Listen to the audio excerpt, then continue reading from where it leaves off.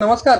नमस्कार. हनुमान डेअरी फार्मची सरचे स्वागत आहे. तुमचं पूर्ण नाव परिचित आहे? माझं नाव अनमोल अरुण जमदाडे, राहणार हातनूर, तालुका तासगाव, जिल्हा सांगली. साहेब, तुम्ही 4 दिवसापूर्वी एक म्हस खरेदी केला, त्याचं दूध पण बघितलं, याच्या अगोदर एक म्हस नेला, तर आपल्या डेअरी फार्म वरती तुम्हाला आलेला अनुभव कसा आहे आणि तुम्ही काय आपली गॅरंटी सांगता? आतापर्यंत नेलेल्या म्हशीत काय सुद्धा किंचित मात्र अडचण नाही.